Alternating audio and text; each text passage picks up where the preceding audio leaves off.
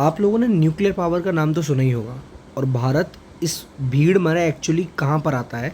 Nuclear power को लेकर अगर मैं बात करूँ तो भारत किस तरीके से फॉरेन कंट्रीज़ को अट्रैक्ट करता है या फॉरेन कंट्रीज़ भारत के अंदर इन्वेस्ट ही नहीं करना चाहती, ये सब कुछ डिस्कस करेंगे आज की वीडियो के बारे में। मैं आपको बता दूं कि आज के टाइम पर बहुत सारी फॉरेन कंट्रीज़ जो हैं वो भारत से बहुत ज़्यादा पीछे भाग रही हैं। इसका रीज़न है लॉ। 2010 में बनाया गया लॉ, एक ऐसा लॉ जिस लॉ की वजह से कहीं ना कहीं भारत का न्यूक्लियर पावर का जो एक प्रॉपर सपना है या एक तरीके से कि जो फॉरेन कंट्रीज़ भारत में इन्वेस्ट करना चाहती हैं, आज वो इन्वेस्टमेंट को लेकर भारत बहुत पीछे जाता जा रहा है। तो भारत को बदलाव करने की ज़रूरत है। 2010 के लॉ में भारत को बदलाव करने की ज़रूरत है अपनी सोच में। तो आज की वीडियो में हम यही सब डिस्कस करेंगे। नमस्कार दोस्तों, मैं मोहित शर्मा एलके एकेडमी से, और आज हम बात करेंगे किस तरीके से हम इंडिया न्यूक्लियर लायबिलिटी लॉ के बारे में डिस्कस करने जा रहे हैं। या मैं एक सच बात करूं तो भारत की एक ऐसा लॉ जिसकी वजह से भारत को आज बहुत ज़्यादा मुँह की खानी पड़ रही है। तो आज वो सब हम डिस्कस करते हैं। देखिए मेरी बात सुनिए, इंडिया ही नहीं बल्कि हर कंट्री, मेरे हिसाब से हर कंट्री अपने आप को एक्सपेंड करना चाहता है इन द न्यूक्लियर पावर। कोई भी चाहता है यार हम बिजली बनाएं, कोई भी चाहता है कि हम एनर्जी गोल्स को कंप्लीट करें। सो एवरीबडी वांट्स दैट कि भाई हम एनर्जी गोल्स को कंप्लीट करें, चीज़ों को करें। बट आज की डेट में जो फॉरेन कंपनीज़ हैं वो बहुत ज़्यादा हेजिटेट कर रही हैं इन्वेस्ट करने से इंडिया में, बिकॉज उनको बहुत कन्फ्यूज़न है। अब नाउ यहाँ हम दो लोगों की बात करेंगे। एक बात करेंगे ऑपरेटर के बारे में जो सब कुछ कंट्रोल करेगा, चलाएगा, जो सब कुछ हैंडल कर रहा है, और दूसरा बात करेंगे सप्लायर के बारे में। देखिए कोई भी प्रोजेक्ट, बहुत बड़ा प्रोजेक्ट स्टार्ट करने से पहले लगती है मशीनरी, बहुत बड़े लेवल पे लगती है मशीनरी। अब याद रखिए इस मशीनरी को एक तो होगा खरीदने वाला बायर जिसे हम बोलेंगे ऑपरेटर, और इसको बेचने वाला होगा सप्लायर।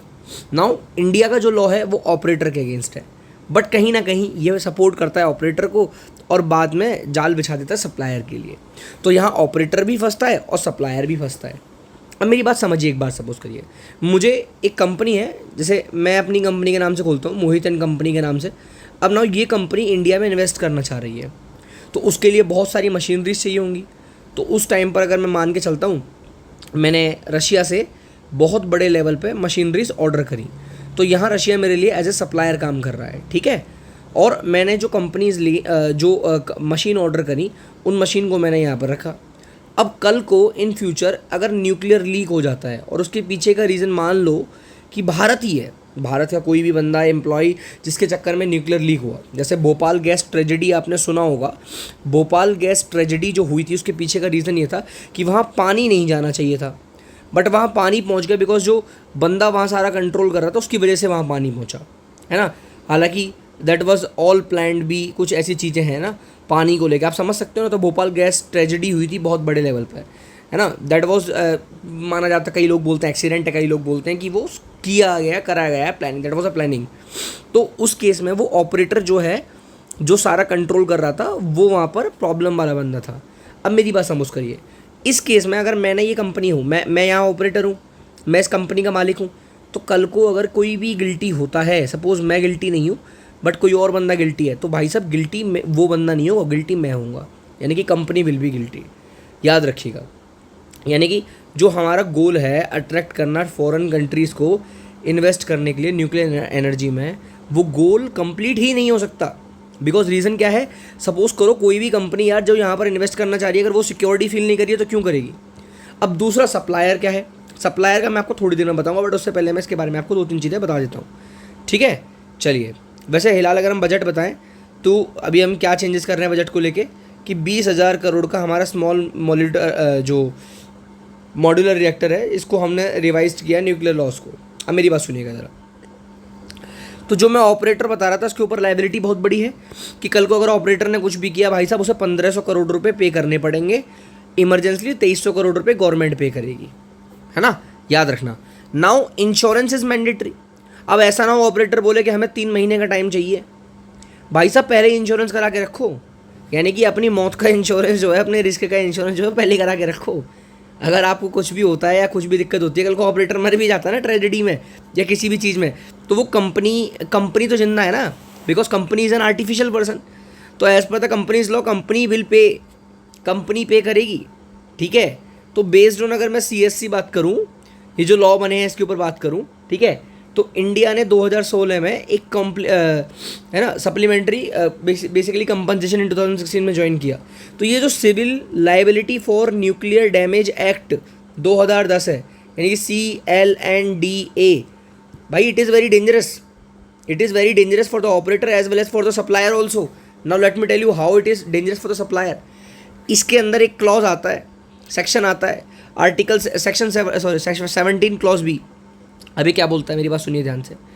ये बोलता है कि अगर मान लो ऑपरेटर सप्लायर पे केस करता है, सपोज करो सप्लायर गिल्टी पाया गया, तो हम तो केस नहीं कर सकते बट ऑपरेटर केस कर सकता है सप्लायर पर। सप्लायर तो चक्कर काटेगा, सप्लायर अपनी कंपनी का नाम बदनाम क्यों करेगा भाई? कोई भी सप्लायर क्यों बार बार कोर्ट कचहरी के चक्कर काटेगा भाई? अगर उस पर स्यू कर दिया तो उसको तो आना पड़ेगा। तो ये बहुत बड़ी प्रॉब्लम है। किसके अगेंस्ट? ऑपरेटर के अगेंस्ट तो है ही है, सप्लायर के अगेंस्ट भी है। दूसरी बड़ी बात क्या है, जो बहुत बड़ा फियर है कि अनलिमिटेड लाइबिलिटी का, यानी कि सेक्शन 46 में साफ साफ बोला गया है कि इस पर सिविल और क्रिमिनल केसेस दोनों लग सकते हैं सप्लायर पर। ये जो मैंने आपको सिविल लॉ न्यूक्लियर प्रॉपर तरीके से बताया इसके बारे में, तो इस पर इसके अकॉर्डिंग इस पर बहुत सारे केसेस लग सकते हैं। अब एक जो बहुत इंपॉर्टेंट चीज़ क्या है, वहाँ तो 1500 करोड़ रुपए फिक्स कर दिया ऑपरेटर के लिए, बट सप्लायर को भाई कितना अमाउंट पे करना पड़ेगा कोई भरोसा नहीं है। हो सकता है अगर सप्लायर इस टाइम पर गिल्टी पाया जाए तो वो जो 2300 करोड़ गवर्नमेंट के भर रहे हैं ना, और जो 1500 करोड़ ये भर रहे हैं, दोनों का अमाउंट बेचारा अकेला सप्लायर भरे, और शायद इससे ज़्यादा। ठीक है, तो ये बहुत बड़ा कन्फ्यूज़न है फॉरेन कंट्रीज़ के लिए। तो दैट इज़ द रीज़न कि मैं आपको बता दूँ कुछ चीज़ें। एग्जाम्पल, जैतपुर जो है महाराष्ट्र में, यहाँ फ्रांस इसकी डर की वजह से उन्होंने पीछे ले लिया स्टेप, है ना। कोवाड़ा आंध्र प्रदेश में US वॉशिंगटन ने, सॉरी वेस्टिंग हाउस ने, एक कंपनी है वेस्टिंग हाउस, उन्होंने भी उसको पीछे ले लिया। और रशिया के साथ भी अभी प्रॉब्लम चल रही है ऑनगोइंग प्रोजेक्ट पे, ठीक है, तमिलनाडु के अंदर। So this is the thing which is happening right now and we have to control it. And अगर इसको कंट्रोल करें तो करें कैसे? तो कंट्रोल करने का तरीका है कि भाई साहब अपने लॉ, अपने कानून, अपने नियमों को आपको चेंज करना पड़ेगा। यानी कि फॉरेन कंपनीज अगर यहाँ पर आना चाहती हैं तो वो रिस्क नहीं लेंगी, उनको ओपन एंडेड लॉ सूट्स दो, जिसकी वजह से जो क्लैरिटी नहीं है अभी तक, जो नो क्लैरिटी का ऑप्शन बना हुआ है, वो सप्लायर को भी ना हो। जैसे सप्लायर को कितना पे करना है, अगर आप ये बोल दो कि भाई सप्लायर को 1000 करोड़ रुपये पे करने पड़ेंगे, तो माइट भी पॉसिबल कल को सप्लायर इंक्रीज़ कर दें। आपको कोर्ट एंड पॉलिसी कॉन्फ्लिक्ट जो हैं दोनों को चेंज करने की ज़रूरत है। और सबसे इम्पोर्टेंट ज़रूरत है, या तो रिमूव कर दो सेक्शन 17B और सेक्शन 46 को, जिसकी वजह से ऑपरेटर ओनली लायबिलिटी पे करेगा, है ना। फुल्ली असाइन करो CSC मॉडल। भाई अगर ऑपरेटर सिचुएशन हैंडल कर रहा है तो operator will pay for that ना। So this is the most important thing that we have to change in that. तो कल को या तो इनको फ्रीडम दो भाई। जब तक आप किसी को फ्रीडम नहीं दोगे वो तो पॉसिबिलिटीज़ है नहीं कि वो हो पाएगा, ठीक है। इसीलिए डिलीट प्रोजेक्ट और इंडिया के एनर्जी गोल जो पूरे हो ही नहीं पाएंगे, है ना। तो जो हमने टारगेट बना रखा है कि 100 गीगावाट की अगर न्यूक्लियर पावर को हम जनरेट करेंगे टिल 2047, वो कैसे पॉसिबल होगा? जो लीगल अनसर्टेनिटी है, ब्लॉक कर रहे हैं इंटरनेशनल डील्स को। और हमें बात करने की ज़रूरत है विद फ्रांस, यूएस, जापान के साथ, जो ऑलरेडी यहाँ पर बहुत ही बेहतरीन रोल प्ले करते हैं इन चीज़ों में। This is the most important factor that we have to look out the thing. तो इंश्योरेंस रिफॉर्म करने की ज़रूरत है, प्राइवेट सेक्टर को भी हमें अलाउ करना पड़ेगा, जिसकी वजह से सब कुछ हो जाए। और लॉ के अंदर तो डेफिनेटली हमें चेंज करने की ज़रूरत है ही है। सो दिस इज़ द थिंग जिसकी मदद से हम जो न्यूक्लियर पावर है वहाँ बहुत बड़ा स्टेप ले सकते हैं और भारत अपना सपना पूरा कर सकता है। आज भारत बहुत पीछे वाली रैंकिंग में आता है, बट कल को भारत को एक पहल रखने की ज़रूरत है। आई होप वीडियो आपको इंटरेस्टिंग लगा होगा, मज़ा आया होगा।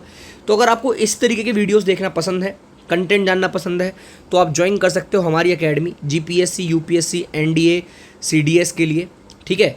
सो if you really want to join any of the courses तो आप डायरेक्टली एनरोल कर सकते हो, ठीक है। You can directly enrol into the any of courses by scanning this QR।